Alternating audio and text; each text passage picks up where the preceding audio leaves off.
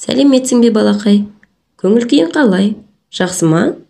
Бүгінгі сабағымызды бастамас бұрын суреттен не көріп тұрмыз? Бірге атап шығайық. Найзағай, нар. Бір өркешті түйені нар деп атайды. Нарғыз гүл, нан. Ас атасы нан.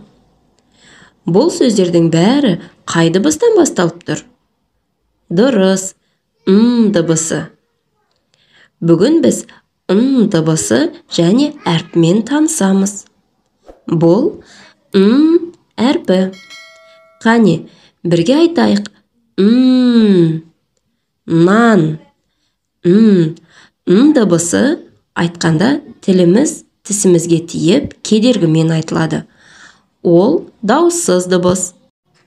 Ережені қайталайық.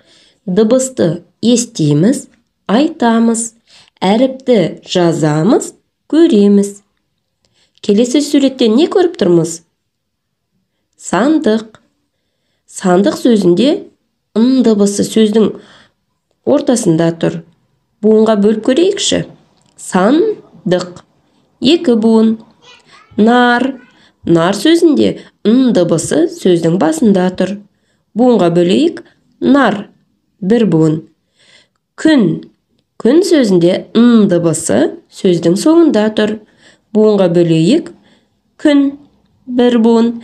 Яғни дыбысы сөздің басында да, ортасында да, соңында да кездеседі екен. Оқылым. Балалар, әндетіп, созып, бөлмей оқуға дағдылан. Алдымен менімен бірге қайталап оқимыз, сосын өзің қайта оқып көр. На, на, на, ана, анна, анна, нан, нан, нан. Дәптермен жұмыс. Достым, дәптеріңе көрсетілген үлгідегідей етіп, жолдың соңына дейін дыбысының бас және кіші әрпін қарындашпен жазып шық. Ойлан тап. Қарық болып күлсең де, қабағыңды түйсең де, ештеңеден қаймықпай, көрсетеді айнытпай. Бұл не? Зулап түсіп төменге, менсіз шықпас төбеге. Бұл не? Ас атасы. Ал енді қане жауабымызды тексеріп көрейік. Сенде дұрыс шықты ма барлығы? Өте жақсы. Бұл сөздерде дыбысы қай жерінде кездеседі? Ойланып көр. Үйден, ата-анаңның көмегімен қоян, балапан, арыстан сөздеріне дыбыстық талдау жаса.